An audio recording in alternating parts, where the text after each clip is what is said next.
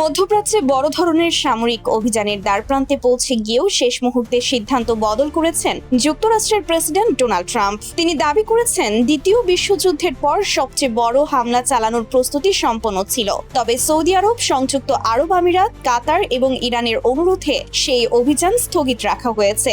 একই সঙ্গে তিনি ইঙ্গিত দিয়েছেন, হরমুজ প্রণালী ও ইরানের পারমাণবিক কর্মসূচি নিয়ে একটি সমঝোতার সম্ভাবনা তৈরি হয়েছে।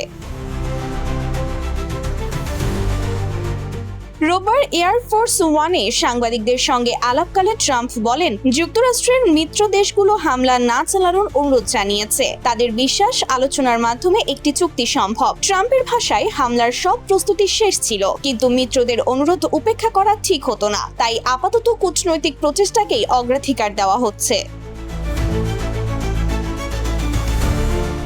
ট্রাম্প আরও দাবি করেন, ইরানও এবার আলোচনায় বসতে আগ্রহ দেখিয়েছে। তার ভাষায়, তেহরান থেকে শক্তভাবে বার্তা এসেছে যে তারা একটি সমঝোতা চায়। তিনি আশা প্রকাশ করেন, প্রথমে হরমুজ প্রণালীতে নিরাপদ নৌ চলাচল নিয়ে সমাধান হবে। এরপর ইরানের পারমাণবিক কর্মসূচি বা ডিনিউক্লিয়ারাইজেশন নিয়েও সমঝোতায় পৌঁছানো সম্ভব হতে পারে। এ লক্ষ্যে সোমবার দুই পক্ষের মধ্যে নির্ধারিত বৈঠককে গুরুত্বপূর্ণ বলে মনে করছেন তিনি।